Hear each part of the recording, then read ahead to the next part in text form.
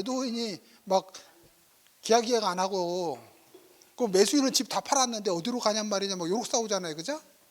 요건 절대적으로 필요한 거예요. 해약금 규정을 적용하지 않기로 하면 계약금으로는 더 이상 해지할 수가 없죠, 그죠? 그래서 요거 잘 쓰셔야 돼요. 두 번째는 이제 채무 불이행이잖아요, 그죠? 채무 불이행으로 인할 때 우리가 계약을 해지할 수 있다. 그 다음에 계약 해제는 손해배상에 영향을 미치지 않는다, 이렇게 돼 있잖아요. 근데 민법 규정은 요 채무 불이행으로 계약을 해제할 수 있는 채무 불이행은 요거는 이 계약의 본질적 부분에 대한 채무 불이행이 생겼을 때만 허용하거든요. 그래서 여러분들은 계약 해제 사유를 명시해 줘야 돼요. 이렇게 본 계약에서 계약을 해제할 수 있는 건 뭐만 적용한다, 이렇게 해줘야 되거든요. 그 외에는 계약 해제를 못 하는 거죠, 그죠? 이것만 당연히 계약을 해제할 수 있는 거고, 그죠? 그러면 여기 당연히 뭐예요? 손해배상을 받을 수 있는 거죠. 그 외에 채무 불이행은 계약 해제를 못 하고 뭐만 손해배상만 이렇게 받도록 되어 있는 거죠. 근데 이 손해배상이 당연히 이제 지연 손해배상이죠. 지연 손해배상인 거고, 여기서 해제 손해배상은 요거 전보 손해배상이죠.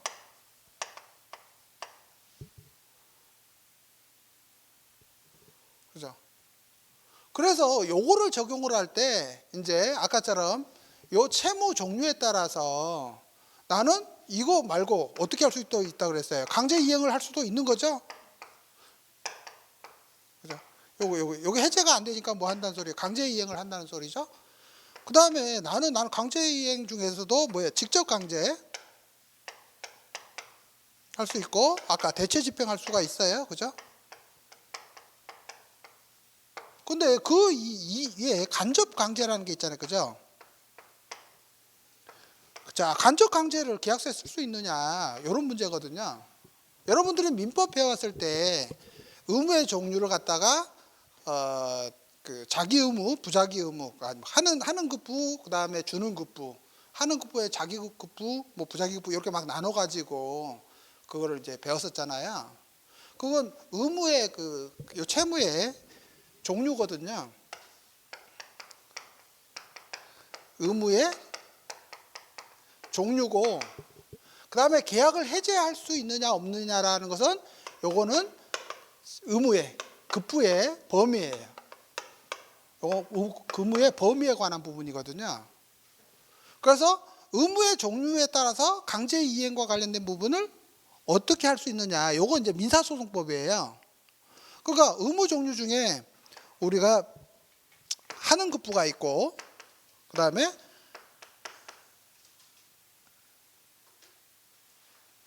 아니죠, 자기 급부가 있고 부자기 급부가 있겠죠. 자, 자기 급부에는 하는 급부가 있고 그 다음에 주는 급부가 있죠. 부자기에는 단순 부자기가 있고, 그 다음에 인용해야 될 급부가 있는 거예요, 그죠? 그 다음에 하는 급부에는 요거 뭐예요? 대체 급부가 있고 부대체 급부가 이렇게 있는 거잖아요.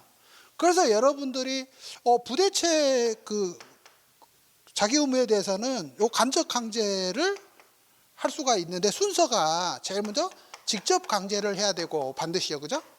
직접 강제를 할 수가 없는 것들 대체 집행을 해야 되고, 대체 집행을 할 수가 없을 때만 간접 강제를 할 수가 있다, 이렇게 순서로 돼 있잖아요. 요거는 소송법적 규정이에요. 소송법은 요거를 할 수가 있는데 요걸 신청을 못 해요. 요거 할 수 있는데 요거 신청 못 하거든요. 소송 규정으로는. 소송법상으로는 받아들여 주지를 않아요. 요걸 할 수 있으면 무조건 요것만 해야 돼요, 소송으로는. 근데 우리가 계약서를 쓸 때는 요거 쓰시면 돼요, 요렇게. 그러니까 요거는 뭐냐면 1일당 50만 원씩 위약금으로 지급하기로 한다, 이렇게 쓰는 양식이거든요. 요거는 요걸 이제 간접 강제다라고 하는 거거든요. 그래서 실무에서는 간접 강제 양식을 많이 써요. 그러니까 여러분들이 이 의무의 종류하고 그다음에 의무의 범위에 따라서 계약을 해지할 수 있는 거하고 손해배상을 받는 방법이 다 다르거든요. 그러다 보니까 우리가 계약서 내용은 다 이렇게 돼 있잖아요. 그죠? 여기에 맞춰 가지고 다 해줘야 되는데 그게 안 되는 거거든요. 실무상으로는 안 돼. 그래서 가장 편한 거 그냥 뭐라고 해요? 채무불이행이 생기면 계약을 해지할 수 있고 손해배상하기로 한다. 이렇게 해버리면 절대 손해배상을 받을 수가 없어요. 그거는. 그 다음에 손해배상도 요거 다 누가? 피해자가 입증해야 되잖아요. 그죠? 그런 거는 요걸 손해배상액을 예정을 항상 하는 거거든요. 손해배상 예정을 해서 손해배상액을 정해놔야 돼요. 근데 그게 액수가 커지고 상대방한테 반드시 이행을 하도록 하려면 그걸 위약벌로 바꾸는 거거든요. 용어를. 그러니까 용어들만 바꿔주시면 돼요. 그래서 반드시 이행하도록 시키려면 위약벌로 이렇게 이제 위약벌로 얼마 지급하기로 한다. 이렇게 하는 거거든요. 그다음에 세 번째는 이렇게 합의에 의해서 계약을 해지하는 거예요. 그래서 실제로 이게 제일 좋은 거예요. 합의는요, 요거 계약이에요, 계약. 계약이니까 기존 계약은 다 없어지고 이 계약대로 다시 계약이 성립된 거예요. 저거요? 근데 차이가 있는 게 뭐냐면 이 해약금 규정은요, 요거 청산 규정이에요. 청산 규정이에요. 청산 규정이니까 손해배상을 청구하지 못해요. 요거 손해배상 청구 못해요. 해약금으로 계약이 해지될 때는 별도의 손해배상을 청구하지 못해요. 요거 청산 규정이거든요. 위약벌은 손해배상에 추가로 더 받을 수 있잖아요. 그 다음에 위약금 약정은 감액을 허용할 수가 있잖아요. 그죠? 그러니까 이런 규정들이 있기 때문에 합의는 알아서 마음대로 정하는 거거든요. 그러니까 요게 기본이에요. 그래서 이걸 이제 이쪽으로 오는 거거든요. 그러니까 계약금 중 일부만 넣었어. 그러면 어떤 일이 벌어질까요? 매도인하고 매수인하고 계약을 하는데, 자, 10억이에요, 10억. 그러면 계약금은 1억으로 하죠. 그죠? 1억인데 현금을 우선 1,000만 원만 줬다는 거예요. 그리고 9천만 원은 집에 가서 보내겠다. 이렇게 하는 거죠. 그러면 일어나는 일이 매도인이 수령을 안 할 수도 있고, 그죠? 그 다음에 매도인은 나는 계약을 해지하고 싶기도 하죠. 이 매수인은 안 보내고 싶죠. 계약을 안 하고 싶죠. 그죠? 그 다음에 저거 포기하고 계약을 해지하고 싶지. 그죠? 그러면 포기하고 배액 상환하고 계약을 해지하고 싶은 게 이거 해약금 규정이에요? 이건 아니에요. 왜? 계약금 중 일부가 지급된 거기 때문에 해약금 규정을 쓰지를 못하는 거예요. 이건 그래서 반드시 특약으로 넣어줘야 되는 거예요. 이렇게 하고 싶으면 특약을 넣어줘야 되는 거예요. 그 다음에 이 사람이 이 돈을 안 보냈다고 해갖고 계약을 해지할 수 있어요? 없잖아요. 채무불이행이 아니잖아, 쉽게 말하면. 그렇기 때문에 이것도 안 했을 때는 자동해제 약관을 붙여서 신속하게 계약을 해지할 수 있도록 이렇게 만들어주는 기법이 필요한 거예요. 요거요? 여기는요, 지금 논쟁이 심한데 증약금이라고 하는 거거든요. 그러니까 본 계약에 대한 계약이 성립되지 않았어요. 요거하고 차이 있는 게 뭐냐면 매매 예약하고 다른 거예요. 매매 예약은 당연히 계약의 효력이 이제 매매 예약권을 행사했을 때 계약이 효력이 발생하는 거죠. 그러니까 조건부 계약이단 말이에요. 근데 가계약은 계약 성립 자체가 안 된 거예요. 가계약은. 그러니까 요거는 여기서부터는 계약이 성립이 된 거예요. 여기는 성립이 안 된 거예요. 아시겠죠? 그러니까 여기는 가계약은 당연히 이행을 안 했을 때 손해배상에 관한 약정을 잘 하셔야 돼요. 이 부분. 그래서 저 부분은 중개실무하는 많은 사람들이 문자로 막 주고받는데 이번에 대법원 판례가 하나 나온 게 뭐냐면 가계약은 증거금, 증약금과 같은 성격이 있고 거기에다가 이 해약금에 관한 규정을 준용할 수가 없게 된 거예요. 그러니까 반드시 그 안에 그 채무불이행에 대한 손해배상 약정이 있어야만이 배액을 배상하고 또는 포기하고 이렇게 가계약을 해지할 수 있도록 이렇게 돼 있는 거거든요. 그죠? 그리고 요건 그냥 가계약일 뿐이에요. 그러니까 뭐냐면 본계약을 만약에 체결을 할 거냐 안 할 거냐 자유는 남아 있다는 거야. 그죠? 그러니까 본계약을 체결 안 했다라고 해서 손해배상 청구를 하려면 그 내용이 명확하게 이 가계약서 안에 들어 있어야 된다라는 거예요. 그러니까 저걸 일반적인 해약금에 관한 규정을 절대 준용을 해서는 안 된다는 거야. 가계약이 계약서 같은 경우는 보통 실무에서는 그럴 수가 있잖아요. 내가 100만 원만 하고 100만 원 넣고 월요일 날 와서 뭐 계약서 쓰고 뭐 할게 했는데 그때 포기를 했을 때도 그때는 가계약으로 포함돼요. 그러니까 이거하고 구별을 하셔야 된다니까요. 그러니까 우리 실무에서 자꾸 공인중개사들이 이거 구별을 안 하는 거예요. 계약금 중에 일부냐 가계약이냐. 지금 뭐 당사자 사이의 합의가 가계약이냐 계약금 중에 일부냐. 그건 뭐예요? 계약이 성립이 된 거예요. 계약이 성립이 됐는데 계약금 중 일부만 낸 거고 여기는 아직 성립이 안 된 거예요. 그러니까 나중에 본체결을 하기 위한 본계약 이행하고 안 하고는 당사자한테 달려 있는 거고, 그죠? 가계약의 이행하고는 다른 거예요. 가계약도 계약의 일종인데 이거하고 본계약을 체결할 의무가 있느냐 없느냐는 별개라는 거예요. 그러니까 매매 예약은 본계약 체결 의무가 있잖아요. 왜냐하면 일방 예약이기 때문에, 그죠? 근데 가계약은 그런 게 없단 말이에요.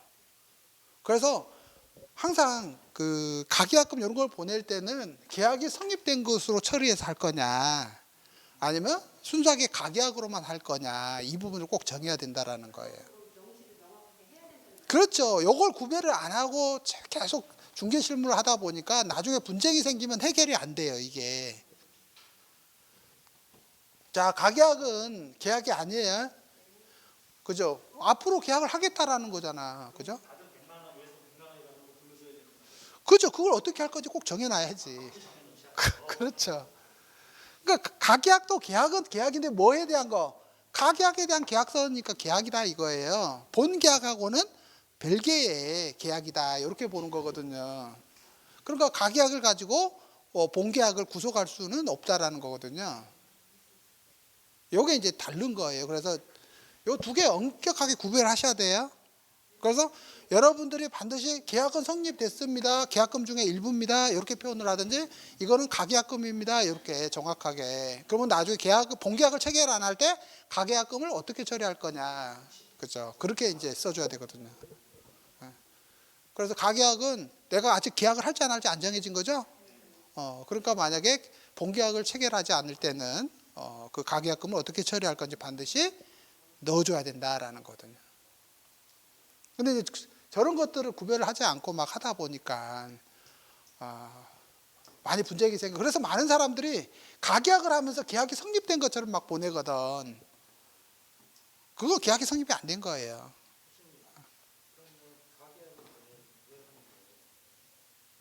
저는 하지 마라 그래요.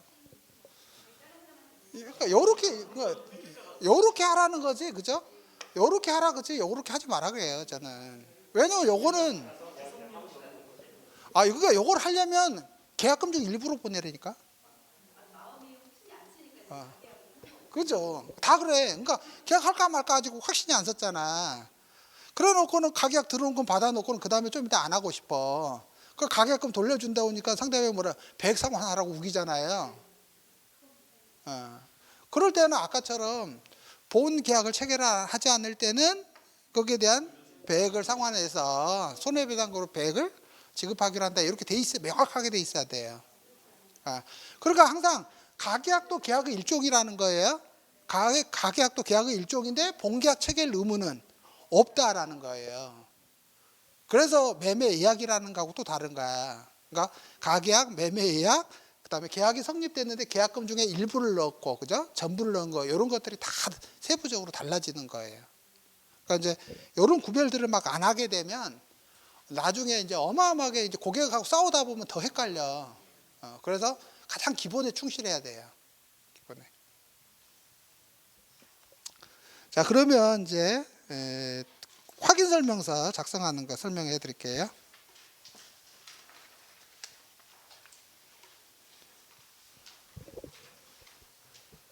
확인 설명서는 제가 이미 그 유튜브에 자세하게 설명해 놨어요. 유튜브에 자세히 설명해 놨고, 그 제 유튜브는 여러분들이 그 돈 주고도 못 배우는 중개 실무와 관련돼서 굉장히 중요한 것까지 되게 많이 해설을 해놨어요. 그래서 처음에는 이제 뭐 제가 이제 그 일반 강의는 안 하고 전부 다 유튜브로만 다 이제 정보를 공유하려고 그렇게 시도를 했는데, 저도 먹고 살아야 되다 보니까. 그래서 아까 그 헌한세사 카페 가면 네. 10만 원에 회원 가입을 하면 모든 포맷이라든지 모든 정보 자료를 다 사용할 수 있는. 지금은 아니고요. 지금은 경매 신청자, 화상 경매 강의 신청하는 사람한테 요건 이제 20만 원이거든. 그러니까 1년 동안 경매를 할 거예요. 기초하고 실전까지 할 거라서, 이렇게 하는 사람한테는 기존에 했던 모든 강의를, 지금 요 강의 다 들어있는 그 강의를 다 수강할 수 있도록 멤버십으로 해줘요. 멤버십으로 해주고, 그 다음에 USB에 있는 모든 서식을 사용할 수 있도록 USB를 보내줘요. 그러니까 사람들이 제 후계자가 한 분은 아니야, 다른 분이 그런 거야. 교수님, 제가 200만 원을 잘못 본 거죠? 문자로. 지금 수강 신청한 분이 경매 강의 200만 원인데 혹시 잘못 본 거죠? 이렇게 한 거예요. 아니요, 저 20만 원입니다. 왜냐하면 저는 공인중개사들한테 제가 가진 모든 지식을 다 나눠주려고 하거든요. 왜냐하면 제가 이제 나이도 이제 들어가니까 더 이상 뭐 강의도 못 할 때도 있을 거고, 뭐 건강상 못 할 수도 있고, 그러니까 제가 알고 있는 건 다 기록으로 남기고자 해서 원래 멤버십을 만들었어요. 그래서 그걸 모두 촬영을 해서 카페에다가 다 올려놓으려고 그렇게 시도를 했었던 거죠. 근데 이제 처음에는 좀 미숙해갖고 몇 강 막 빠뜨리고 뭐 이런 게 있어요. 줌으로 화상과 그건 나중에 다시 다 채워 넣을 거예요. 그리고 이제 부동산 실무민법도 그래서 책만 발행을 하고 모든 강의는 이제 유튜브라든지 이렇게 오픈 강의로 해서 카페에 다 올려놓으려고 한 거예요. 그래서 저는 우리 공인중개사들이 정말로 존경받는 그런 사람들이 되기를 가장 원하는 거거든요. 그래야만이 그분들이, 야, 나는 이제 박성훈 교수님한테 배웠어, 그러면 제가 얼마나 기분이 좋겠어요, 그죠? 저는 공인중개사들이 돈을 많이 벌었다 그래야지 기분이 좋거든요. 그러니까 돈 못 벌고 막 그러고 있는 공인중개사 보면 막 화가 나. 왜 돈을 저렇게 못 벌까? 왜 하라는 대로 안 하고 맨날 사고만 저렇게 낼까? 그렇게 생각을 하거든요. 그러니까 원래는 제 강의는 몇백만 원짜리 강의예요. 쉽게 말하면 그 돈 받고도 안 한다 그러거든요. 왜냐하면 제가 후계자로 삼은 그 친구가 저한테 고급 중개 실무 배워서 지금 한 달에 한 1억 5천씩 아무것도 안 하고 1억 5천씩 들어와요. 아무것도 안 하고. 그 친구는 나보다 더 똑똑해. 나는 이런 거 있어 그러면 그 친구는 그걸 돈을 버는 방법으로 만들어. 그 친구는. 저는 그래도 돈 버는 능력이 있는 사람만 후계자로 해요. 돈 버는 능력이 있는 사람. 그죠? 그 친구는 처음에 자기 이야기를 딱 하는데, 봐요. 그 친구가 자기가 돈 벌었던 이야기를, 걔는 뭐 포스코 이렇게 이제 좋은 회사 다니다가 나와서 학원을 하다가 뭐 이제 부동산으로 와서 나를 만나서 이제 새로운 길을 걷는데, 자기가 우리나라 공기업에서는 토익이에요? 요 토익 점수가 겁나게 중요하잖아요. 승진 이런데. 근데 자기도 토익을 이제 해서 제출해야 되는데 성적이 되게 안 나오더라는 거예요. 그래도 자기가 되게 열심히 해갖고 토익을 100점을 맞은 거예요. 1000점인가? 1000점을 맞은 거예요. 그럼 보통 사람들은 나 1000점 맞아서 자랑만 할 거 아니에요. 이 친구는, 야, 내가 이걸 갖고 내가 돈을 벌어야 되겠다, 이런 생각을 하게 된 거지. 어떻게 할까요?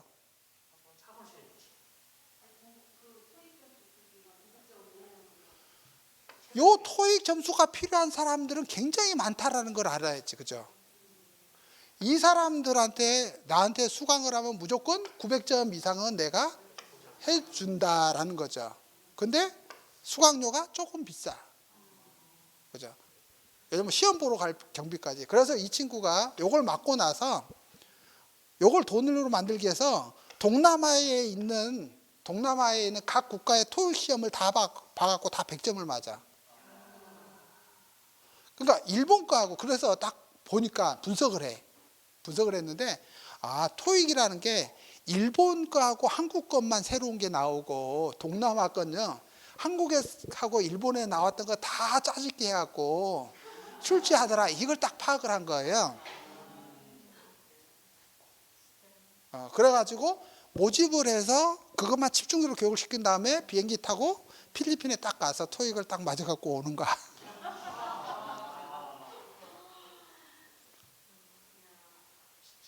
그죠? 그래서 그 친구가 지금 나한테 그 고급 중개 실무 기법이라는 걸 배우고 나름대로 돈을 버는 것을 설계를 해서 직원이 한 30명 넘게 있어요. 뭐 그 친구들이 벌어주는 학회가 한 달에 1억 5천 정도 되는데 최근에만 자동차를 산 게 예제차하고 그다음에 어디 돌아다니면서 하는 거 캠핑카 하고 그래서 자동차만 고급 자동차만 거의 한 5개 지금 산 것 같아요. 왜냐면 이제 소득 때문에 계속 써야 되니까. 그래서 부동산이라는 시장은 생각보다 훨씬 커요. 훨씬 커요. 능력만 있으면. 근데 그 기법 중에 하나가 아까 그 바지 사장 세워서 깡통주택 세입자들 돈 회수해 주는 거예요. 세입자가 나가고 싶은데 깡통주택이 못 들어오잖아. 그죠? 그걸 이제 세입자들 구해갖고 대출 받아서 넣어주고 그 사람 나가게 해주고 그 대신에 자기가 회수하는 돈 중에서 경매 진행됐을 때 손해 볼 몇천만 원 정도를 이제 컨설팅비로 지급하는 것으로 이렇게 만들죠. 그러니까 나가는 사람도 기분 좋게 나가고 그죠? 들어오는 사람들은 자기들 한 몇백씩 수수료 받으니까 그걸로 땡이고 나중에 그게 쓰레기가 되든 뭐든 상관 안 하고 그 집에 들어온 세입자는 나는 이 집 내 집이냐 그냥 살면 되는 거고 그죠? 왜 자기 돈은 한 푼도 안 들었으니까. 그러니까 우리나라 요게 전세자금 대출이 굉장히 심해요. 그 굉장히 잘못 설계된 거예요. 그러니까 내 돈 한 푼도 없이 전세 살 수 있는 나라가 됐잖아요. 그거 내 돈 아니잖아. 그걸 이제 규제한다고 그러니까 제가 그래서 그 친구한테 너 이제 양지에서 빨리 벗어나라. 그러니까 이제 그 사업을 거의 이제 정리하려고 지금 하고 있거든요. 왜냐하면 이제 너무 많이 알려져 갖고 위험성이 이제 있다. 그래서 이제 합법적인 사업을 해라라고 해서 요즘은 이제 그 플랫폼 사업을 하기 위해서 준비를 하고 있어요. 그러니까 저도 아까 그 계약서 작성 프로그램이라는 그 계약서 작성 마법사라는 걸 이제 원래 플랫폼 사업으로 이제 계획을 세운 건데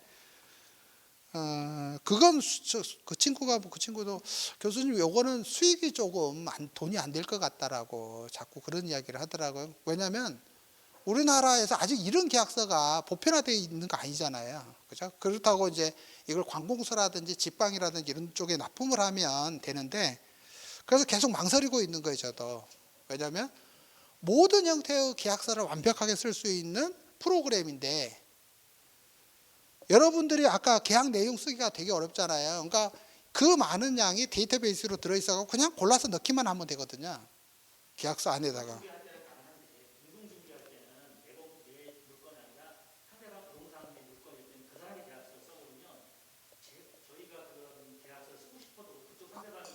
아니요, 그러니까는 어차피 저 입장에서 둘 중에 한 사람은 쓰잖아요. 그러니까 원래 계약서도 매도인 측이 써야 돼요? 아니면 매수인 측이 써야 돼요?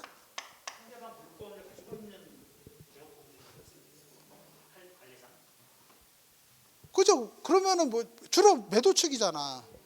임대 쪽이잖아. 물건을 갖고 있는 게. 그래 여기서 문제가 생기는 거예요. 잘 지적을 하셨는데 물건지에서 쓰거든요. 그러니까 매도 또는 임대인 쪽에서 계약서를 쓰는데 이건 잘못된 거예요. 왜 그러냐면 이 사람들은 팔고 도망가면 끝이기 때문에 계약서를 꼼꼼히 써야 허술하겠어요? 이쪽 공인중개사가 확인 설명 의무가 있어요, 없어요? 옛날에는 있다 그랬어, 그죠? 그것도 제가 그 연수교육을 통해서 바꿔놓은 거거든요. 그다음에 소송을 통해서 바꾼 거예요. 제가 바꾼 거예요. 왜냐하면 요 사람한테 확인 설명 의무가 있지, 그죠? 요 사람은 자기가 물건을 이렇게 확인 설명을 해야 되는 사람이죠. 그렇게 돼 없는 거예요. 근데 옛날에 여기도 전부 다 과태료 처벌 엄청 맞았거든요. 그래서 요 사람이 저한테 와서 제가 잘못된 거라고 행정소송까지 해서 이긴 거예요. 요 사건은. 왜냐면 공인중개사법이 그렇게 돼 있으니까. 그래서 저기 써져 있는 법학 박사 있잖아요. 그분하고도 법조문 이렇게 돼 있지 않냐, 그죠? 법조문 요렇게 권리취득 중개 의뢰인 아니냐, 그죠? 그러니까 요게 법이 해석을 잘못하고 지금까지 공인중개사들이 그걸 아무런 비판 없이 받아들인 거다. 잘못됐다 이랬거든요. 자, 그러니까 계약서는 원래 여기서 써야 되는 거예요. 여기서 써야 되는 거예요. 맞죠? 그리고 요 공인중개사는 물건의 내용을 모르잖아. 그죠? 그러니까 되게 웃긴 거예요. 매수인의 공인중개사가 이렇게 확인 설명을 해야 되려면 이쪽으로부터 자료 요청을 다 해야 되죠. 그렇죠. 그 이야기야. 그러니까 매도인은 물건을 받았을 때 아까 물건 분석 조사서를 다 만들어 놓고 있고 매수 쪽 공인중개사가 요청할 때 이렇게 자료를 주고 이렇게 확인 설명을 하는 과정이거든요.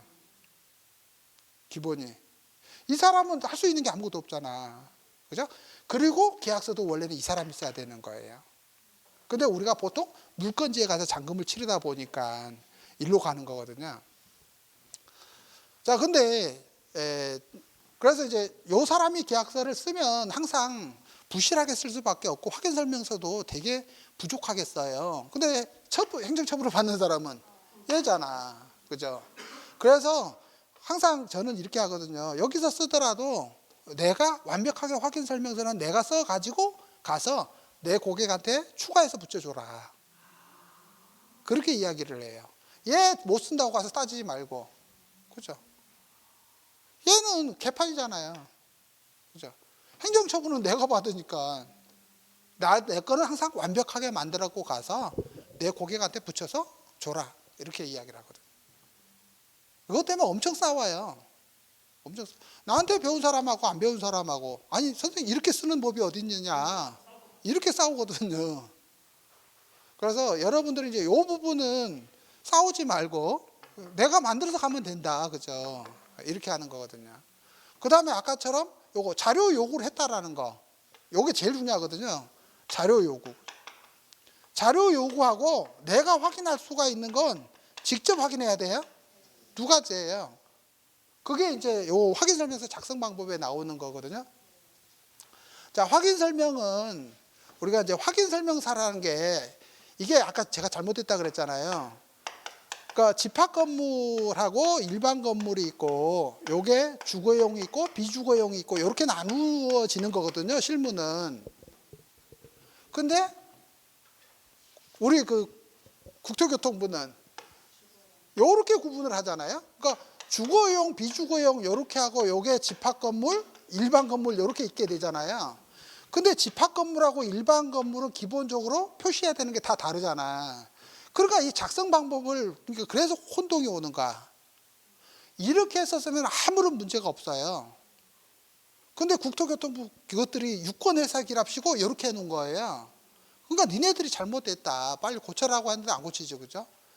반값 중개보수도 마찬가지예요. 이렇게 돼 있으면 오피스텔 또 요게 이제 요거 뭐냐면 실제 이제 그 사용 관계를 가지고 따지는 거잖아요. 공부상이 아니라.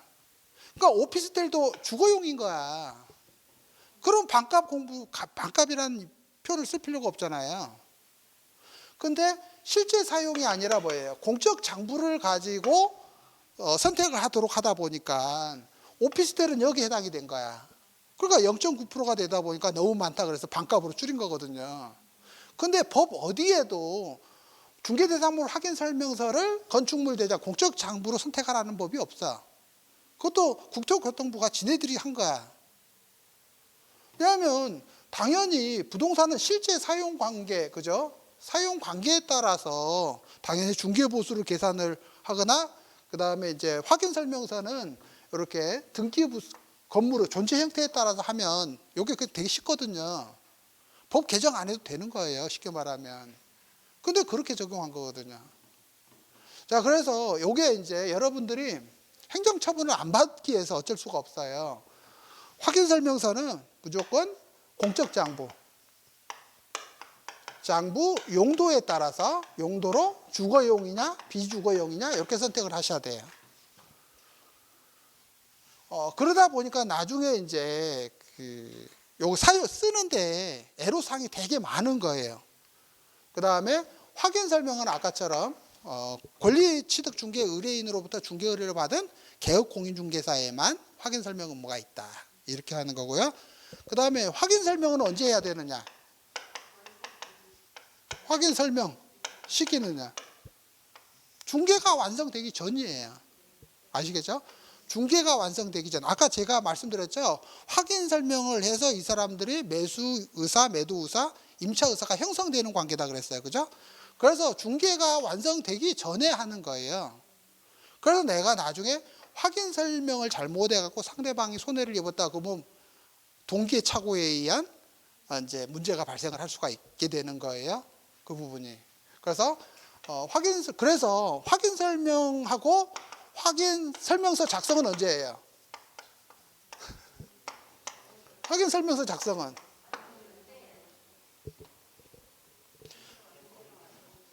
법에가 없어요. 언제 해야 되는지. 그죠? 그러니까 계약서 작성도 마찬가지거든요.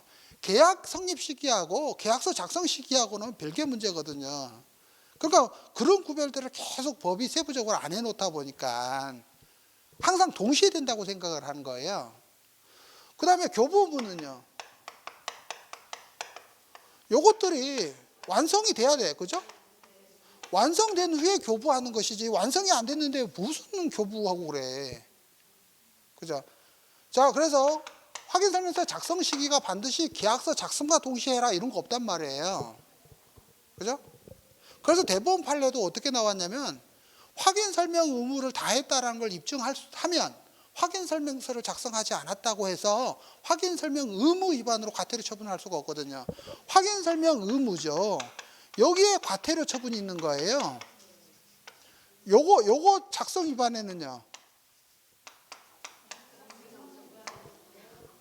원래는 없어요. 없는데 이 법 또는 이 법에서 정한 명령을 위반했을 때 그걸 적용해 가지고 여기다가 자꾸 업무정지 처분을 때린 거예요. 굉장히 잘못된 게 뭐냐면 확인 설명 안 해 가지고 과태료 처분을 했는데 오기 또는 누락이 있다고 업무정지 처분 더 세게 때린단 말이에요.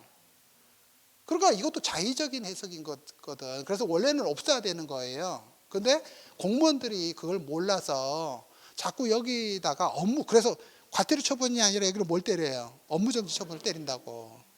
굉장히 어느 게 더 중요한데? 이게 훨씬 더 중요하잖아요. 그죠? 그래서 여러분들이 이제 회피하는 방법은 항상 뭐라고 해요? 아직 작성이 완료가 안 됐습니다라고 이렇게 주장을 할 수 있는 방법을 써야 되는 거예요. 아직 완성이 안 됐으니까 내가 그죠? 완성 후에 교부하겠다라는 거죠. 그죠? 그래서 여기서 누락이 됐을 때는 여기서 보완하면 되잖아요. 그죠? 작성이 아직 완료가 안 됐으니까. 계약서도 마찬가지예요. 아직 완성이 안 됐으니까 보완해서 지금 작성을 하는 거거든요. 그 다음에 이제 계약서 작성 같은 경우는 내용에 대해서는 아무런 제한이 없잖아요. 당사자 합의로 정해야 되기 때문에. 근데 이 확인 설명서와 관련돼서는 여기 강행 규정이에요. 이 확인 설명서와 관련된 건 강행 규정이에요.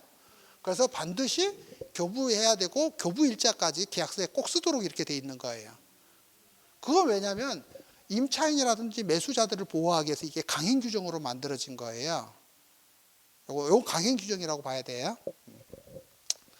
자, 그래서 작성을 하실 때는 이제 아까 요게 건축물 대장이에요. 주로요. 건물이니까 건축물 대장 또는 토지는 토지 대장이니까 따로 있으니까 건물은 항상 건축물 대장의 용도인데 이 용도를 할 때요. 매매하고 임대차하고 달라요. 기본적으로.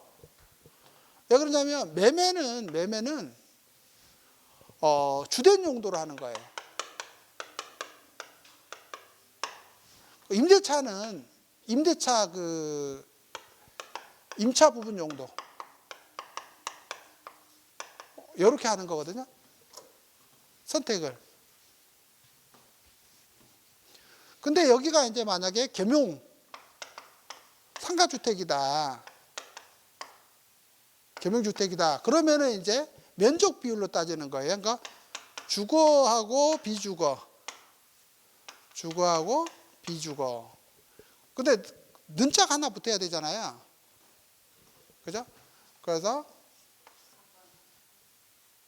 이렇게 됐던가? 이렇게 됐을 때는 전체를 주거로, 이렇게 됐을 때는 비주거로. 그것도 어디에요? 여기 때 이렇게 한다. 임대차는 각각 적용한다. 각각. 임대차일 때는 이렇게. 매매일 때만 이걸 적용하는 거고, 임대차일 때는 각각 해당 부분에 대해서 적용한다. 이렇게 이해를 하시면 돼요. 그래서 일본 주거용 건축물을 선택할 거냐 아닐 거냐 이런 거 쓰는 거. 그러니까 사실상 그 사용 관계하고 안 따져요. 그래서 웃기는 거야.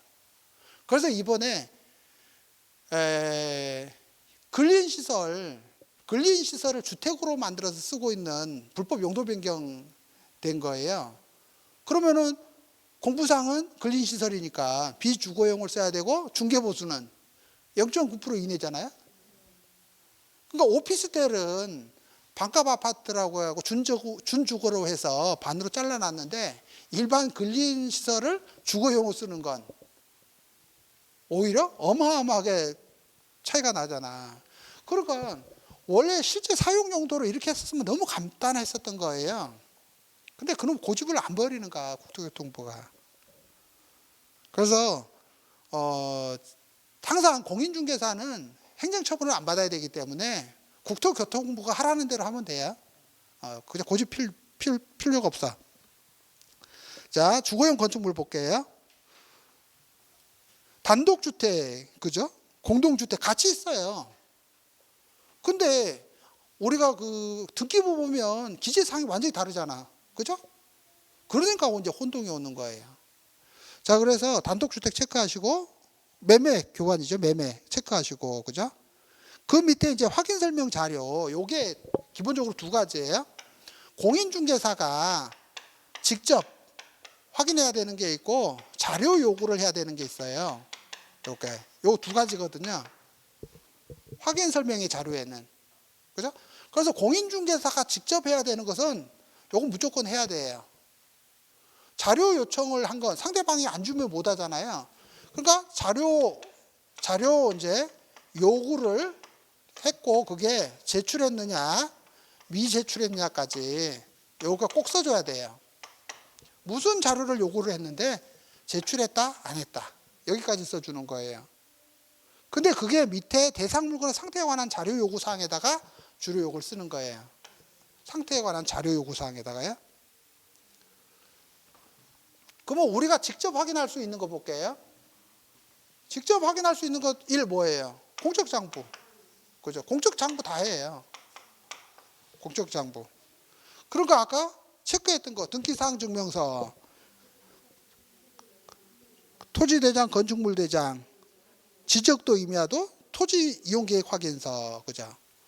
요게 기본이고, 그 다음에 계약 체결 권한 서류. 계약 체결 권한 서류가 반드시 확인 설명해야 되잖아요. 아까 권리 변동의 주체, 권리 능력이 있느냐 없느냐, 그것도 확인 설명해야 되죠. 그죠? 권리 능력이 있느냐 없느냐. 두 번째, 계약 체결하는 사람한테 계약 체결 서류 다 체크해 줘야 되죠. 그렇잖아요. 그러니까 그것도 다 들어가야 되는 거예요, 여기. 기본적으로. 쉽게 말하면 1. 공적 장부는 다 필요해요. 공적 장부는. 두 번째, 권리 능력과 관련된 서류, 그죠? 세 번째, 계약 체결 능력, 그죠? 계약 체결 권한지죠? 권한 서류. 요거 기본적으로 요게 다 있어야 되는 거잖아요. 계약을 하려면.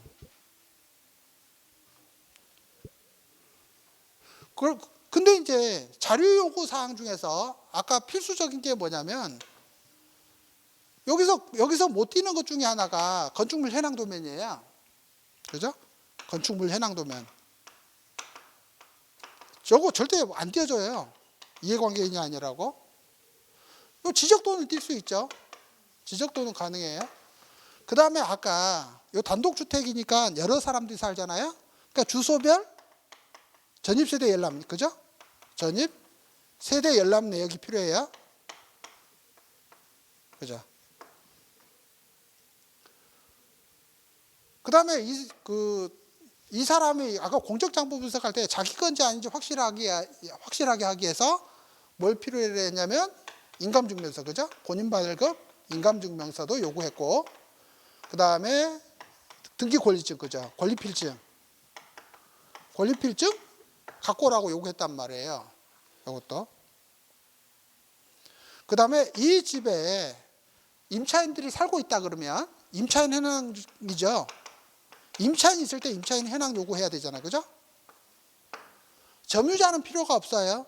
아니면 요게 주소별 전입세대 열람 내역서로 점유자를 확인할 수가 있으니까. 그래서 원래는 점유자 및 임차인 현황이에요.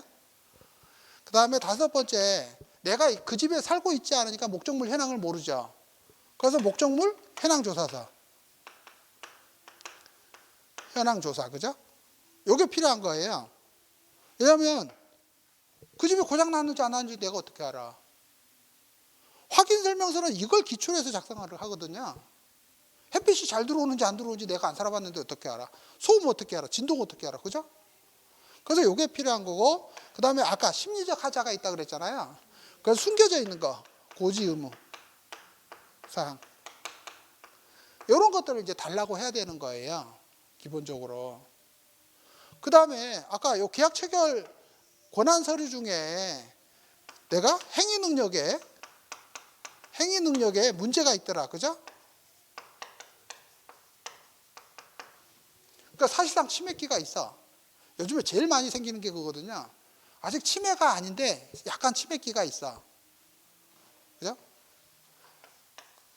그 다음에 여기서 중요한 게 뭐냐면 이 계약이 이렇게 무효 취소가 될 수 있는 사유. 요거 고지 의무하고 중복이 되거든요. 왜냐하면 이중매매 같은 게, 적극적 이중매매 같은 게 무효가 되는 것이죠. 그 다음에 내가 노령, 그 다음에 이제 전업주부, 경술 궁박, 무경험 이런 것들이죠. 그런 것도 어떻게 되는 거예요? 바로 그냥 민법 104조 위반으로 바로 그냥 강행 규정으로 바로 무효가 돼 버리는 거예요. 그러니까 그런 사유가 없어야 돼, 그죠? 그런데 행위 능력 부분은 이 사람이 후견인 지정이 되어 있는지 없는지 그걸 우리가 어떻게 알아? 그죠? 멀쩡한지 저 사람이 후견인 지정이 되어 있는지 어떻게 알아요? 모르잖아요. 그러니까 후견인 지정 가정법원의 이제 소관 사항이어서 법원에 이제 그 후견인 지정부라고 있거든. 후견인 명부라고 있고 거기 등재되어 있어요. 그게 없다라는 자료를 갖고 와야 돼. 실제로는 멀쩡해 보이는데 당연히 성년 후견인으로 지정될 수도 있거든요. 그래서 이 계약 체결 권한을 증명하는 서류, 아까 뭐 위임장, 처분임장 이거 필수적인 거고, 그 다음에 뭐 신탁이 되어 있을 때도 그런 서류 다 필수적인 거거든요. 그래서 그런 서류들이 여기 정확하게 다 써져야 돼요. 여기다가. 근데 이걸 어디까지 쓰라고? 제출했다, 그죠? 미제출했다까지. 요렇게까지 꼭 써주라는 거예요. 여기는 아까처럼 뭐예요? 신분증 위변조 확인, 그죠? 위변조 확인. 그 다음에 통장 사본요. 부동산 거래하실 때 항상 통장 사본으로 하셔야 돼요. 왜 그러냐면 발급일자가 기본적으로는 3년 이상 돼야 돼요. 통장 사본은. 절대 계좌번호만 받으시면 안 되고 항상 통장 사본, 그죠? 그래서 우리가 신분증 자꾸 복사를 하는 거하고 통장 사본을 계속 달라고 하거든요. 저희도 강의를 할 때 항상 통장 사본을 달라 그래요. 통장 사본하고 그다음에 신분증 사본하고. 근데 그것도 이제 잘못된 거죠. 어떻게 보면. 왜냐면 뭐 신분증은 뭐 포샵하면 되는 거고 통장 사본도 다 뭐 할 수 있죠. 근데 우리가 부동산 거래를 할 때는 이게 필수예요. 이렇게 하면 어느 정도 이제 부동산 사기를 거의 막을 수가 있어요. 이 정도 하면. 자, 그래서 그 부분을 쓰는 거예요. 확인 설명의 자료에는요. 그 여기를 잘 써야 돼요. 여기를 잘 써야 돼요. 그 다음에 대상 물건의 표시는요. 요건 그냥 간단한 거야. 토지는 토지대장 보고 쓰는 거고요. 건축물은 건축물 대장 보고 쓰는 거예요. 없으면 없다고 그러면 되는 거예요. 없으면 없고 있는 대로만 쓰는 거예요. 근데 여기서 이제 양이 너무 많잖아요. 그러면 여기서 이제 혼동스러운 거야. 양이 너무 많으면 또는 여러 개 거래를 할 때는 한 개인데 양이 많다. 기재할 사항이 양이 많다. 그죠? 두 번째, 여러 개 물건을 거래할 때는 어떻게 작성해야 되느냐 이런 거거든요. 왜냐하면 여러 개 물건을 계약하는 방법이 개별 물건별로 이렇게 계약을 할 수도 있고 우리가 일괄 계약서로 이렇게 일괄 계약으로 즉 한 개의 계약서로 이렇게 할 수 있다 이런 소리죠. 계약서를 할 때는 여러 개 물건일 때 이게 제일 편하잖아요. 그냥 물건마다 그래서 저번에 오피스텔 하나 70개 호로 되어 있는 오피스텔 거래하는데 그 한 개당 1억이에요. 그래서 매매가가 70억이야. 그러면 70억이니까는 금액이 한도가 초과되니까 0.9%를 달라고 한 거예요. 그러니까 매도인이 1억짜리로 그냥 70개 써주세요. 이렇게 해갖고 하루 종일 70개를 쓴 거야. 공인중개사가 아니 그러면 알았어요. 그냥 70억에 0.5% 합시다. 이렇게 하면 되잖아요. 그죠? 근데 또 하나는 놓친 게 뭔지 알아요? 70개를 썼으니까 70개 다 인지세가 각각 들어가야 돼. 물건별로. 그죠? 왜냐하면 이게 하나만 했었으면 하나로 계약서를 쓰면 인지세 하나만 들어가면 돼요. 왜? 매매 목록으로 다 들어가니까. 근데 70개를 썼으니까 인지세 곱하기 70이야. 그죠? 그래서 이 일괄 계약서를 많이 쓰고 아까 일괄 계약서를 썼다는 증거가 어딘 거야? 매매 목록으로 항상 이렇게 첨부된 거예요. 등기부에 매매 목록이 있으면 여러분들은 항상 매매 목록을 다 띄어야 돼요. 공동담보 목록 들어있잖아요. 그러면 공동담보 목록 다 띄어야 돼. 그게 필수예요. 등기부 받을 때. 등기부를 딱 띄어봐서 토지 별도 등기가 있다 그러면 토지 별도 등기 다 띄어야 돼. 항상. 그러니까 등기부에 뭔가가 있다 그러면 그 관련 서류를 무조건 다 받으셔야 돼요. 그래야지 해석을 해줄 수가 있거든요. 자, 여기서 양이 많을 때 어떻게 하라 그랬어요? 별지 첨부하라 그랬잖아. 그죠? 별지 첨부. 그래서 아니, 왜 별지를 첨부하라 그러냐? 그냥 공적 장부 첨부하면 안 돼? 토지 대장 그냥 첨부하면 안 돼? 이렇게 물어봤죠. 아니 왜 굳이 별지를 해야 돼? 왜 별지 만들라고 붙여야 돼? 공적 장부 붙이면 안 돼? 안 되는 거예요?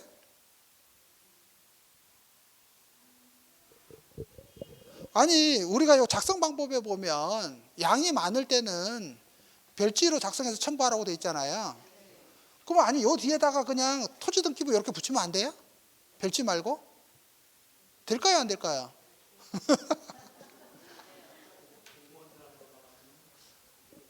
돼야지. 그죠? 왜? 별지 대신 이거 붙이면 더 확실하잖아. 그죠? 돼야 된단 말이에요. 그래서 저는 이걸 자꾸 붙이라 그러거든요. 붙이니까 여기다가 어떻게 써야 돼요? 여기다가 토지 대장 확인 설명 후 계약서에 첨부함 이렇게 해요. 그리고 매수인 또는 임차인한테 여기다 사인하세요 이렇게 하는 거예요. 왜? 공무원들이 요걸 안 띄워주고 첨부했다고 그렇게 한대 공인중개사들이 그걸 어떻게 막냐 그러더라고요. 그래서 제가 아니 매수자 또는 임차인 거기다가 했다고 다 사인하고 도장 찍는데 이걸 안 띄워주고 우리가 첨부했다고 붙이는가? 이렇게 공인중개사를 신뢰를 못해? 그죠? 그래서 제가 국토교통부에다가 전화를 했어요. 별지 첨부하는 대신 공적 장부 붙이면 안 되나요? 이렇게 했어요. 진짜로요? 저 대가 세요. 그래서 청와대에 어디고 전화하고 싶다고 하면 다 해. 그랬더니 국토교통부 주무관이 뭐라는 줄 알아요?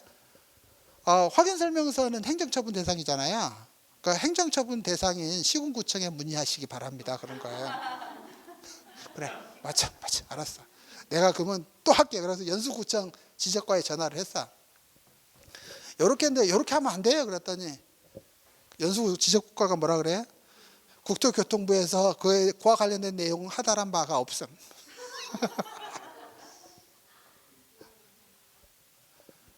그러면 이제 진짜로 붙여봅시다. 붙여봤을 때 행정처분 대상이 될까요? 안 될까요? 안 돼요. 행정처분 안 해요. 그래서 양이 많을 때는 꼭 별지로 첨부하지 말고 공적장부 발급 받아갖고 바로 붙이고, 여기다가는 그렇게 쓰는 거예요. 여기다가는 토지대장 발급 후 확인 설명하고 계약서에 첨부 교부함, 이렇게 딱 써주는 거야. 그 토지대장 소재지 그 여백 많잖아요. 토지 다음에다가 그렇게 쓰는 거지. 아니 왜 여기다가 들어가지도 않는 깨알 같은 글씨로 써야 되고 양 많다고 해야 되냐고, 그죠? 그러니까 개별 물건 여러 개일 때 편하겠죠. 어차피 우리 공적장부 다 띄잖아. 그거 다 목록 딱 첨부 딱 하면 끝나잖아요. 그걸 왜 굳이 또 별지로 만들어 A4 용지에다가. 우리가 초딩도 아니고, 그죠? 근데 중요한 건 뭐냐면 이 공적장부에는 형광펜으로 항상 밑줄을 설명한 내용은 항상 밑줄을 그어놔야 돼요. 그냥 첨부만 하면 설명 안 들었다 그래. 그래서 중요한 부분은 항상 형광펜으로 밑줄을 그어줘야 돼. 아시겠죠? 그리고 교부 받았다라고 딱 쓰고 거기다가 서명하도록 딱 받는 거예요. 왜? 안 받았다고 또 우기거든. 말도 못해, 말도 못해. 자, 근데 이제 여기서 차이가 뭐냐면 공부상 지목은 공부에 있으니까 상관이 없죠. 근데 사실상 지목이 다르잖아요. 그러면 사실상 지목이 다른 부분은 여기다 써줘야 돼. 예. 그러니까 어떤 요거는 물건, 요거는 간단하잖아요. 요거는 몇 번째 물건은 실제 지목은 그거지만 어떤 용도로 사용하고 있다. 그 부분은 여기다가 써주는 게 맞아요. 그러면 쓰기가 편하죠. 그래서 요게 위반 건축물이 드러나는 거예요. 위반 건축물이. 그 다음에 그 밑에 건축물 볼게요. 건축물은 전용 면적 나오는 거 보니까 뭘로 만든 거야? 집합 건물이잖아. 지금 단독주택 쓰는데 왜 전용 면적이 나오냐고. 이게 그렇게 시정이 안 된단 말이에요, 이게. 전용 면적 어떻게 써요? 밑줄 쫙 끄고 연면적 써야지. 근데 요건 법정 서식이라고 수정도 못하게 만들어. 아, 정말로 돌아버리겠는 거예요, 그죠? 단독주택에 지분 면적이 있어요? 지분 면적이 단독주택에 있냐고. 그러니까 옆에다가 그냥 해당 없음 이렇게 쓰는 거예요. 웃기잖아. 말이 안 되잖아, 그죠? 해당 없는데 어떻게, 그죠?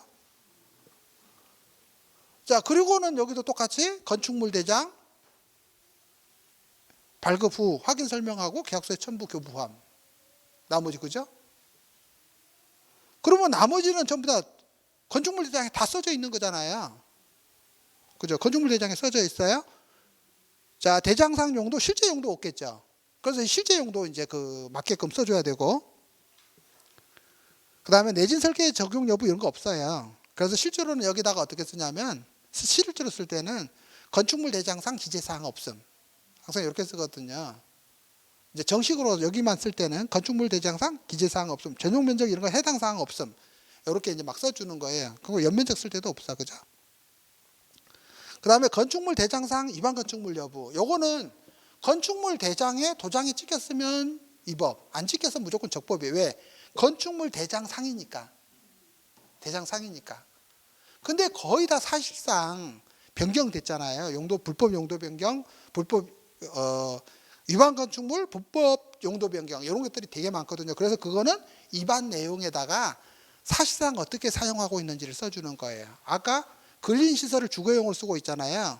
2층 근린시설을 주거용으로 사용 중임, 이렇게 써주는 거거든요. 그러니까 위반 건축물이라는 거 이미 다 설명을 했죠. 그러니까 위반 건축물이라고 표시만 안 했지 실제로는 다 설명했다고 여기다 다 써주거든요. 그래야지 나중에 매수인 또는 임차인들이 자기는 위반 건축물인 줄 몰랐다, 설명 안 해줬다, 이런 주장을 못 하잖아. 그러니까 이게 제일 심하거든요. 공인중개사들이 위반 건축물 여부를 설명을 안 해주면 나중에 손해배상 청구 소송을 당해요. 오히려. 그래서 요즘에 이제 아파트 같은 경우 지금은 이제 이제 발코니죠. 정확한 베란다가 아니고 발코니 확장이 많이 됐잖아요. 근데 옛날 것들은 발코니 확장이 불법이에요. 다 일반 건축물이거든요. 그래서 이거 우리가 일반 건축물인지 여부인지 모르잖아요. 그러니까 여기다 그걸 다 내 써주는 거야. 그 거실 앞 발코니 확장되어 있음 이런 내용들을 그러니까 수선된 부분 있잖아요. 그 부분을 여기다 다 써주는 거예요. 여기다가. 그 다음에 저번에 뭐 아파트는 어떤 사람이 인테리어를 했는데 아파트는 여기 그 스피커도 있어야 되고 스프링클러도 있어야 되잖아요. 이걸 싹 봉합을 해버렸어. 그 거실이 깨끗해. 근데 새로 들어온 사람이 보고 나서 헐 이거 어떻게 원상복구 해주세요. 그래가지고 다시 다 설치했다는 거 아니에요. 별 사람 다 많아요. 별 사람 다 있어요. 그죠? 자 여기까지만 잘 쓰시면 돼요. 아까 위반 내용. 항상 여기에 공사된 흔적 있잖아요. 그 내용을 무조건 여기다 쓰는 거예요. 앞뒤 옆에 지붕 다 보고. 그러니까 아파트 같은 경우는 지하실하고 옥상도 다 확인 체크해 줘야 돼요.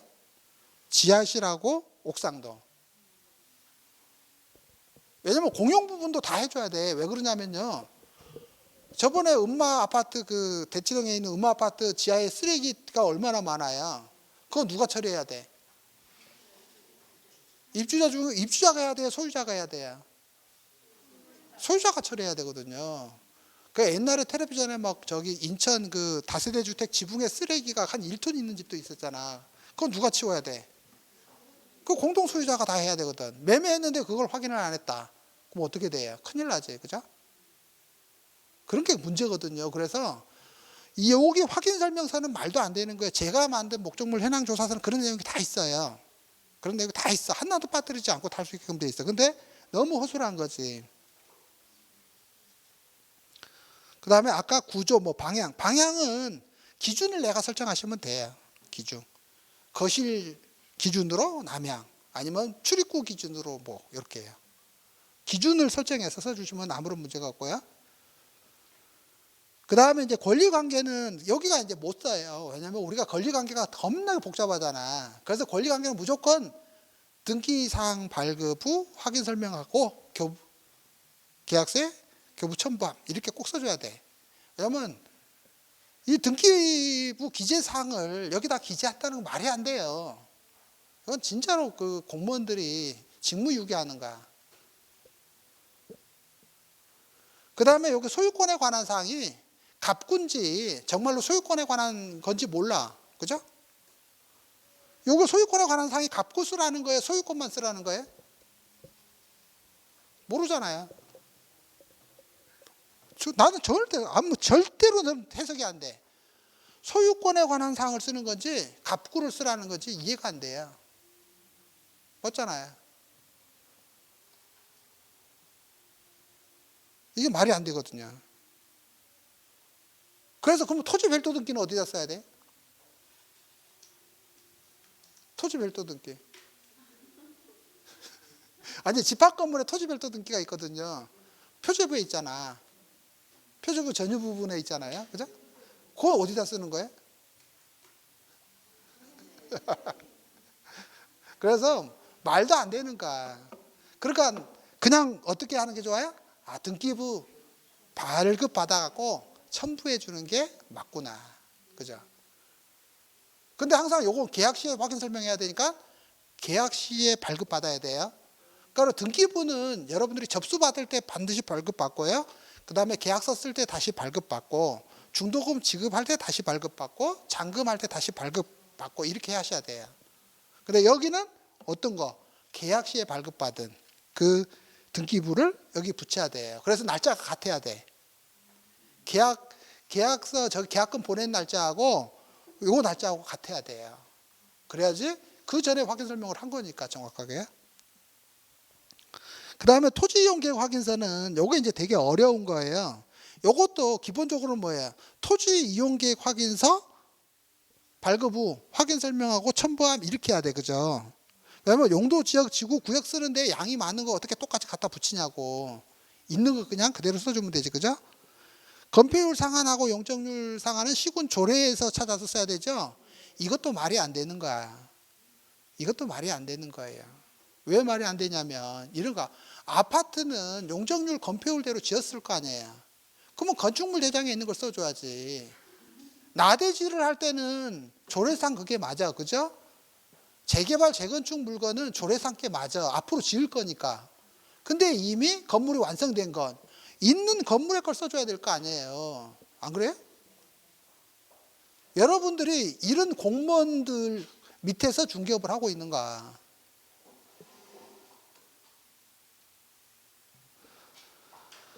자, 그러면 지구 단위 계획이 수립이 된 데는 어떻게 할 거예요?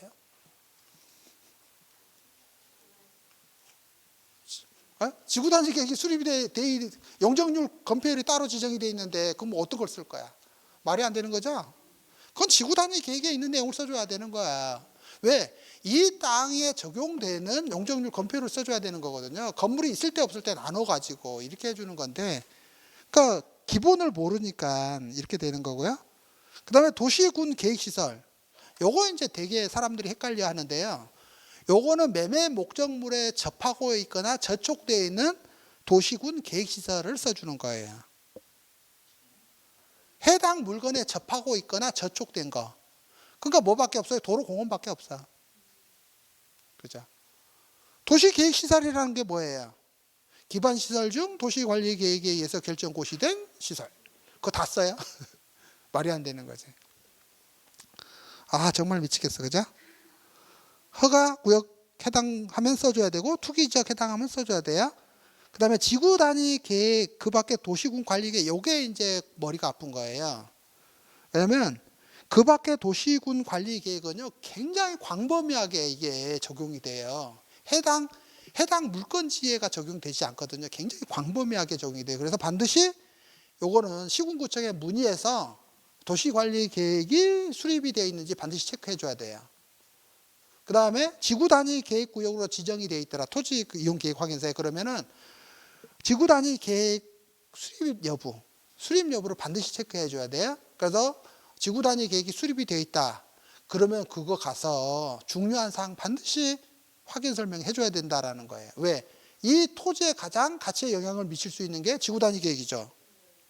그래서 그걸 가서 발급 열람을 하다 보니까 양이 얼마나 많아요? 책 한 권이잖아. 그렇잖아요. 나 공무원들한테 물어보고 싶어. 그래서 실제로 지구 단위 계획이 굉장히 중요하거든요. 여기도 지금 호평지구 개발을 할 때 지구 단위 계획을 수립했을 거 아니에요. 그죠? 그럼 이런 건물 지을 때 건축 한계선이 제일 중요하겠죠. 높이, 그 다음에 건축물의 용도. 그죠? 이 규제가 굉장히 중요하거든요. 그게 바로 이 땅의 가치를 영향을 미치니까. 건축 한계선이 제일 중요해요. 그 다음에 용적률이 제일 중요해요. 그죠? 그 다음에 뭐예요? 업종 제한. 그죠? 업종 제한이 결정적이잖아요. 그러니까 그런 것들을 다 확인해 갖고 설명해 줘야 된다고 우기는가. 이걸. 그래서 지구 단위 계획이 수립이 됐으면요. 반드시 그 관련된 부분 체크해 줘야 돼요. 그렇지 않으면 나중에 손해배상 책임을 그대로 지게 되니까 어마어마하게 손해배상 책임 지는 거예요. 왜냐하면 이 땅을 사갖고 어떤 사람이 건물을 하려고 했는데 지구 단위 계획이 수립이 되어 있는 걸 설명을 안 해줬단 말이에요. 그러면 자기 사업에도 수익이 안 나니까 쉽게 말하면 건축을 못 하잖아요. 그러면 그에 들어가던 모든 비용을 확인 설명 의무 위반인 공인중개사한테 묻겠지, 그죠? 그래서 지구 단위 계획이 수립이 됐다 그러면 저는 그냥 그 건축업자들이거든요, 주로. 요거 다 확인해보고 오세요 그러거든요. 그래 놓고 여기다가 써요. 본인이 지구 단위 계획 수립 계획에 관해서 전부 다 확인을 했습니다. 이렇게 해요. 왜? 어차피 우리는 모릅니다. 그러니까 당신은 건축업자니까 잘하니까 다 확인하고 와서 계약하세요. 이렇게 하거든요. 그죠? 저는 제가 설명 못하는 건 직접 다 확인하고 오세요. 그런 다음에 계약서 씁시다. 이렇게 해요. 그리고 계약서에 어떻게 해요? 본인들이 다 직접 확인했다고 계약서에 딱 넣어줘요. 그러면 본인들이 알고 있기 때문에 확인 설명해 줘야 될 의무가 없죠. 그래서 거기에 따른 책임을 지지 않는 거예요. 그래서 제 계약서에 항상 본인들이 직접 확인했다. 그 내용을 계속 넣는 거거든요. 그죠? 직접 다 확인했는데 확인 설명할 이유가 뭐가 있어? 아는 사람한테 확인 설명 의무 없잖아요. 그죠? 그렇게 하는 거예요. 그다음에 그 밖에 이용 제한 및 거래 규제 사항은 요거는 감당할 수가 없어요. 왜냐면 관련 법령이 여기 다 적용되거든요. 관련 법령이. 그래서 아무도 몰라. 그래서 그냥 아무것도 안 써도 요건 뭐 누가 뭐라 안 해. 쉽게 말하면 조정 대상 구역에 관한 거 다 여기 적용되겠죠? 투기 과열지구 뭐 그다음에 농지법 그다음에 뭐예요? 그 부동산 거래 신고에 관한 법률 중에서 애국인과 관련된 법령 이런 것들 여기 다 해당이 되거든요. 이용 제한 및 거래 규제잖아. 이용 제한된 내용 다 써줘야 되고 거래 규제 있는 거 다 써줘야 되거든요. 그러니까 여기 해당 물건 거래 당사자에 관한 사항 일반적인 사항 막 다 적용되는 거예요. 감당이 안 되는 거죠. 입지 조건은 뭐 요건 이제 다 쓸 수 있죠. 입지 조건이야. 근데 왜 입지 조건이 필요한지 모르겠어. 그죠? 그다음에 관리에 관한 사항, 경비실, 관리 주체. 단독 주택에 있냐고. 해당 사항 없으면 이렇게 쓰는 거죠. 그다음에 비선호 시설. 이것도 주관적이잖아요. 반경 1km 이내에 있는 거. 그래서 좀 옆에 그 뭐야 임대 아파트가 있다고 뭐 쓰는 거야 그냥. 그렇잖아요. 어떤 사람은 그것도 혐오시설 있잖아. 그러니까 웃기는 거야 이게. 웃기는 거야. 그 다음에 거래 예정 금액. 요거에 관한 다툼이 많은데 여기 거래 예정 금액이에요. 왜 그래요? 확인 설명은 언제 한다고요? 그죠? 중개가 완성되기 전에 즉 중개 의뢰를 할 때 자 볼게요. 중개 의뢰를 우리가 받았고 여기서 승낙을 했어. 그죠? 그러면 이게 중개 계약이라는 게 성립이 될 거고 여기서 중개 보수 약정을 해야 되겠죠. 그죠? 중개 보수 약정은 중개 의뢰할 때 뭐예요? 의뢰 금액이 되죠. 거래 금액이 절대 아니란 거예요. 아시겠죠? 그래서 거래 예정 금액으로 되어 있는 거예요. 왜? 확인 설명은 언제 해야 되니까? 중개가 완성되기 전에 하는 거니까 얼마의 매물이 나왔습니다 이렇게 하는 거거든요. 그래서 이 거래 예정 금액이고 저 밑에 중개보수 계산을 할 때도 뭐라고 돼 있어요? 거래 예정 금액 곱하기 중개보수 요율 이렇게 돼 있거든요. 작성 방법이. 자, 그 다음에 개별 공시지가는 아까 토지 이용 계획 확인서에 나와요. 그 다음에 건물 주택 공시가격 이 부분이 여러분들이 찾기가 되게 어려워요. 그러니까 집합 건물은 공시가격 알림이 그다음 표준 이제 개별 주택도 거기 가면 있어요. 그다음에 이제 오피스텔 같은 경우는 뭐 국세청 홈페이지에 가면 다 있는데 일반 건물일 때 요걸 기준 시가를 써야 되느냐? 시가 표준액을 써야 되느냐. 요거 가지고 싸우는 사람 많거든요. 다르죠. 다르죠. 거의 같아요. 거의 같은데 달라요. 그래서 요 시가 표준액이 쓰는 거예요. 왜냐면 취득하려고 하는 사람한테 알려주기 때문에 취득세죠. 그래서 지방세법이 적용되는 거예요. 지방세법. 요건 국세법이고 국세고. 요건 국세고 지방세고 다르잖아요. 그래서 시가 표준액인데 요걸 서울시 그 이택스라든지 인천 이택스에는 있는데 다른 지방은 이택스가 없어요. 그래서 위택스에서 찾는 거예요.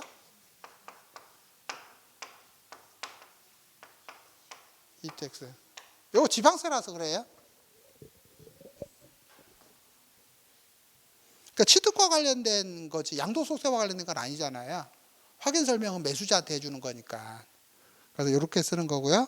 그 다음에 8번 이제 취득세가 이번에 개정이 됐잖아. 그죠? 그래서 이 취득세 공부를 잘 하셔야 돼요. 취득세 공부를. 그래서 개정된 취득세 공부를 표를 잘 세우셔가지고 해당 취득세율을 써주는 거예요. 표준 취득세율이 아니라. 그 다음에 그 밑에 재산세는 6월 1일 기준 이렇게 여기다 써놨잖아요. 그죠? 왜? 싸우지 마라 이 소리예요. 설명해줘라. 그 다음에 9번을 이제 또 잘 써야 돼요. 실제 권리관계 또는 공시되지 않은 물건에 관한 사항. 이 부분은 등기부 공적장부에 없는 내용은 여기다 다 쓰는 거예요. 그러니까 당연히 신탁이 되어 있을 때는 신탁에 관한 내용 다 써야 되고 임대차에 관한 내용도 기본적으로 여기다 다 써야 되는 거예요. 왜냐하면 공시되지 않은 권리관계잖아요. 그러니까 유치권이라든지 법정지상권이라든지 토지하고 건물이 이제 소유자가 다를 때는 그 건물이 토지를 사용할 수 있는 권한 이런 거 다 써야 되고 추가로 써야 될 게 뭐냐면 채권 총액 써야 되고 그다음에 여기다 쓰라는 게 뭐예요? 경매 등 특이사항도 쓰라 그랬잖아. 그거 웃기잖아요. 경매는요. 경매 기입 등기가 갑구에 있잖아요. 그러면 아까 소유 등기부에다가 써야 돼요? 여기다 써야 돼? 웃기잖아, 그죠? 근데 그래서 여기서 쓰는 건 뭐냐면 이 건물이 그 경매가 진행될 가능성이 있는지 없는지 그 위험성을 판단하기 위한 내용들을 여기다 써주는 거거든요, 기본적으로. 그 다음에 아직 경매가 진행되지 기입 등기가 되지 않았지만 경매가 또는 공매가 진행될 위험성이 있을 때 그 사실에 대해서 설명을 하라는 기본적인 내용이에요, 원래는. 그래서 요 실제 권리관계 또는 공시되지 않은 물건에 관한 권리사항까지죠. 그러니까 이 부동산 대상 중에서 이런 거예요. 아까 요거 단독주택이 있어요. 그러면은 여기 정원수도 있고 뭐 이렇게 그 정자도 있고 이런 게 많이 설치되어 있을 거 아니에요. 그러면 이런 것들의 뭐예요? 소유관계. 요게 누구 거냐? 그 다음에 여기에 혹시 담보로 제공했는지 여부 이런 것들을 꼼꼼히 체크해서 써주라는 거거든요. 왜냐하면 이게 다 개별 거래 대상이라든지 담보 제공 대상이 될 수가 있단 말이에요. 여기서 무슨 담보예요? 저 소나무를 담보로 돈을 빌려줄 수 있어요, 없어요? 있어요. 무슨 담보?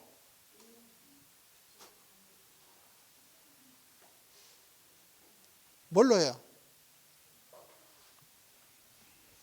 아니, 있다며. 질권? 질권은 기본적으로 점유를 이전해야 되는데 질권자한테. 그러면 나무 뽑아갖고 줘? 그거 배웠잖아. 점유를 이전하지 않고 동산에 설정할 수 있는 담보물권. 양도담보. 그래서 그 실무에서 양도담보가 제일 무서운 거예요. 눈에 보이지 않잖아.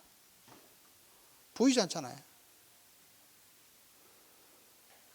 공시 방법이 없잖아, 그죠? 그래서 무서운 거예요. 그래서 그 실제 권리관계 또는 공시되지 않은 물건은 항상 여기 동산이라든지 이렇게 수목, 공작물 이런 것들이 있을 때 그게 누구 거냐? 본인 거라면 그게 담보로 제공된 적이 있느냐 없느냐 이런 거거든요.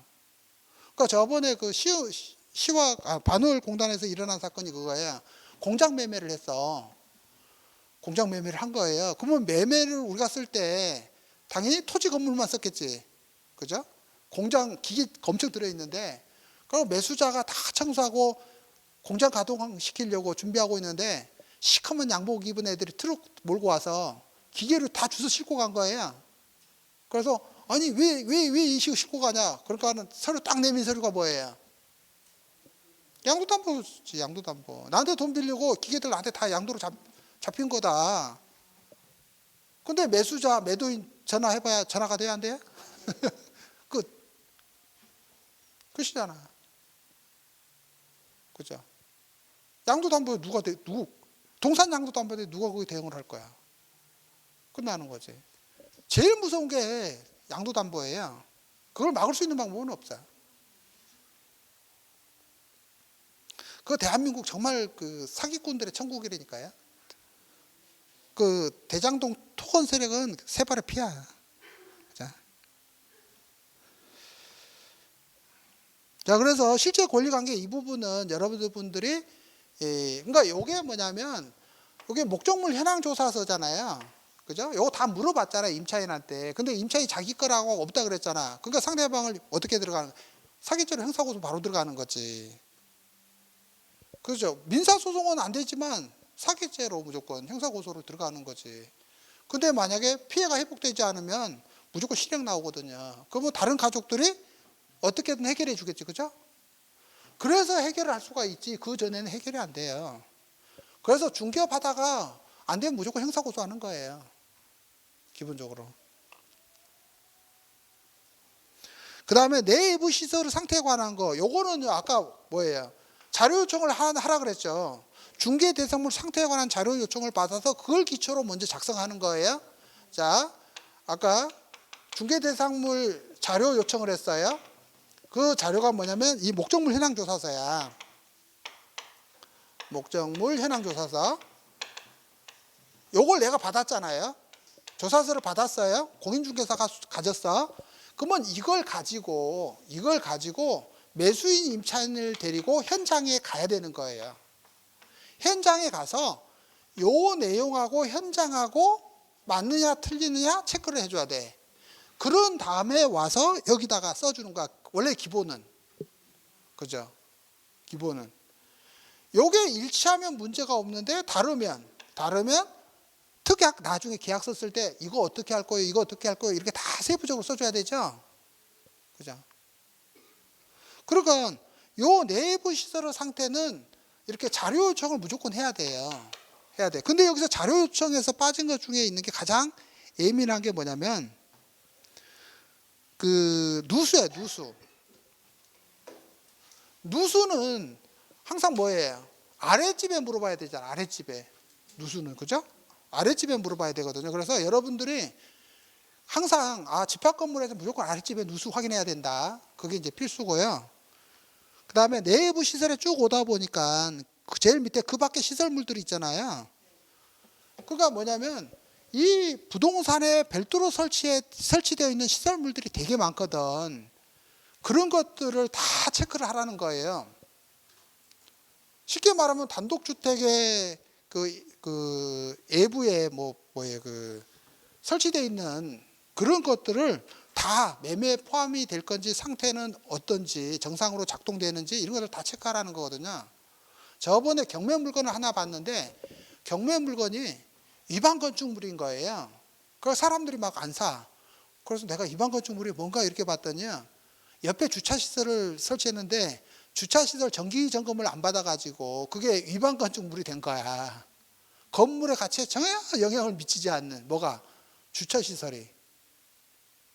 근데 그게 가격이 막 뚝뚝 떨어져 쉽게 말하면. 그러니까 그런 그 밖의 시설물들을 여기다 이렇게 다 체크하는 거예요.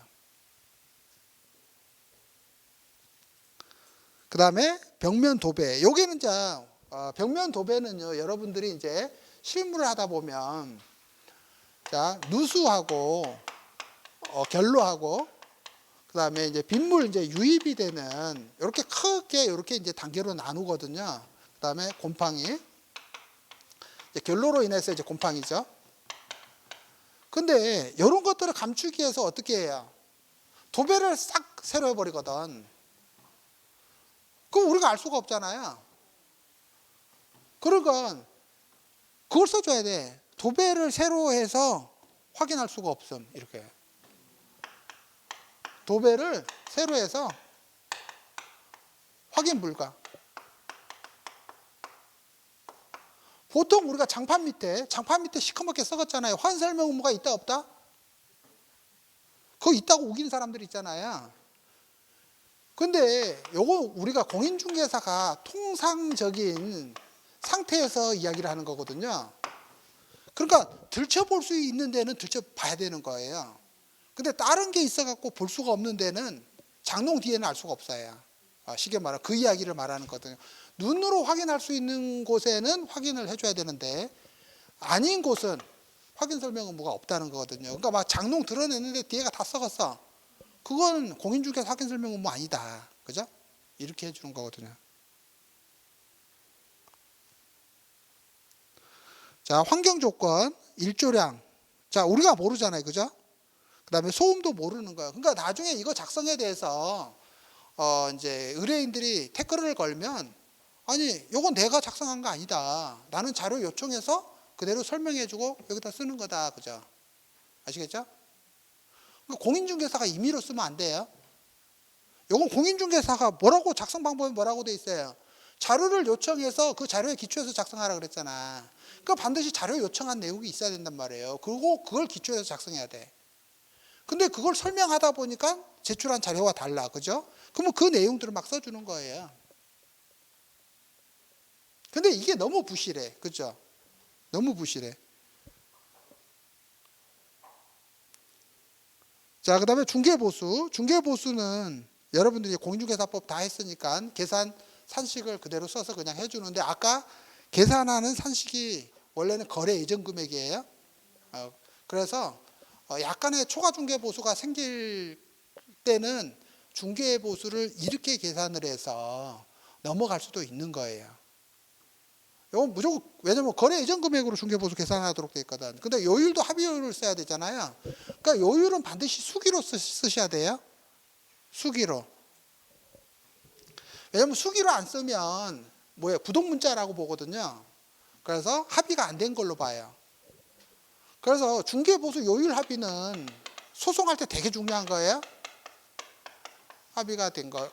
제가 어떤 경우가 있었냐면, 권리금 계약을 하는데 권리금이 적어요. 근데 그 임차인은 이걸 반드시 계약을 하고 싶은 거예요. 그러니까 공인중개사한테 계약이 성사되면 임대차 그 환산보증금으로 이제 권리금 보수를 지급하겠다 이렇게 쓴 거예요. 그러니까 권리금은 2천을 받은 거예요. 권리금은 2천만 원인데 임대차 내용은 1억에 월 300이에요. 이렇게. 그러면은 4억이 되잖아요. 그죠? 4억 곱하기 중개보수 요율이니까는 받아야 되죠. 근데 2천만 원이요. 그러니까 이 사람이 이 돈을 안 준 거예요. 요대로 안 준 거야. 그래갖고 소송을 했을 때 제가 요걸 도와준 거거든요. 요 의미를 이 사람은 알고 계약서를 이렇게 썼다. 이게 왜? 걔는 공인중개사 자격도 있고 공인중개사 했으니까 자기가 이 의미를 알고 이렇게 해서 계약서에 썼다. 그죠? 그러니까 이렇게 달라 이렇게 한 거예요. 그 판사가 할 말이 없잖아. 근데 보통은 이렇게 안 쓰거든요. 그러다 보니까 항상 뭐라고, 나는 그게 그런 의미인지 몰랐다 그러잖아요. 그러니까 판사가 뭐라고, 그럼 합의가 없는 거니까 그럼 조정하세요 이렇게 나오잖아요. 그럼 반으로 뚝 잘리는 거야. 그래서 중개보수 요율을 정할 때는 반드시 합의 요율이라고 쓰고 볼펜으로 수기로 쓰셔야 돼요.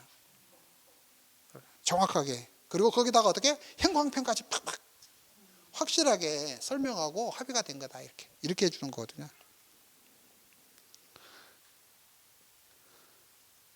자, 근데 밑에 이제 날짜는 수령 날짜죠. 확인 설명 날짜도 아니고 작성 날짜도 아니고 수령 날짜, 수령합니다 해갖고 이렇게 날짜 쓰잖아요.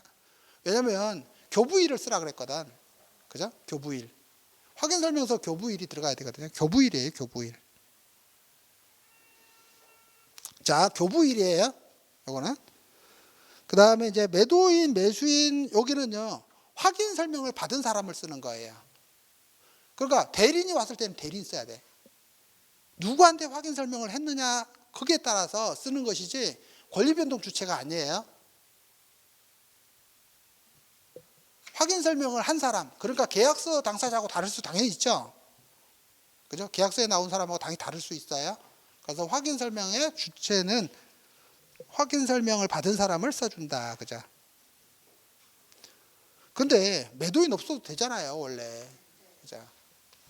그러니까 여기다가 왜 매도인이 있어, 그죠? 매도인은 지가 매수인한테 다 확인 설명해야 될 사람이잖아, 그죠? 자료 제공 다 해야 될 사람이잖아요. 자, 그래서 여러분들이 확인 설명서 작성 방법 다음 페이지에 이제 작성 방법이 있어요. 그러니까 우리 공인중개사들이 이 작성 방법을 한 번도 안 읽어본 사람이 너무 많아. 그러니까 이 작성 방법을 쭉 읽어보면 지금 제가 설명한 내용을 정확하게 이해할 수가 있어요. 여기 걸요. 자, 그래서 특히 8호 볼게요. 8호. 8호에 보면 실제 권리관계 또는 공시되지 아니한 물건의 권리관계에 관한 사항은 매도 또는 임대 의뢰인에게 고지한 사항이죠. 그러니까 매도 또는 임대인한테는 고지 의무가 있는 거예요. 그래서 항상 계약을 할 때는 여러분들이 매도인한테 꼭 고지할 사항이 있냐고 항상 물어보셔야 돼요.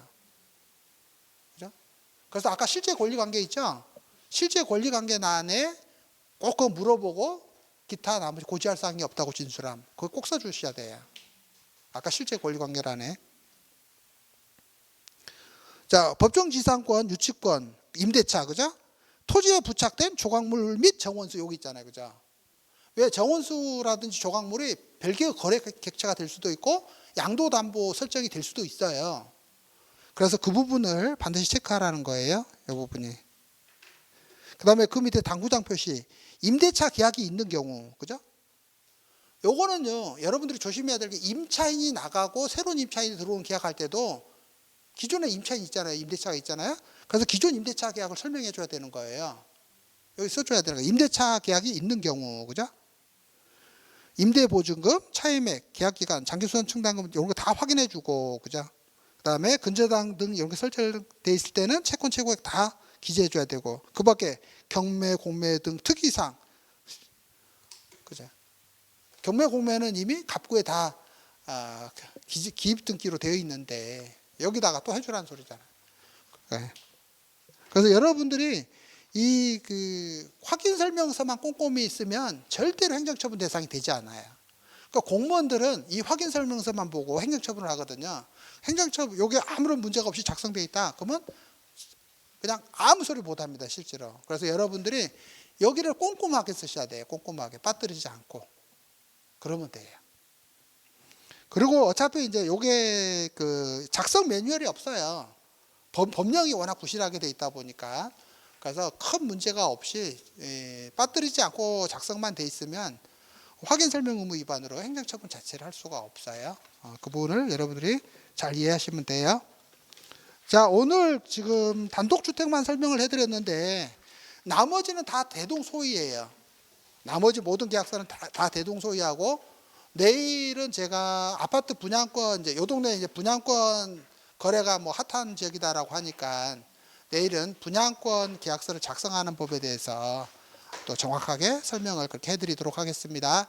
자, 오늘 예정이 없는 6시간 수업 듣느라고 고생 많으셨고요. 내일 뵙도록 하겠습니다.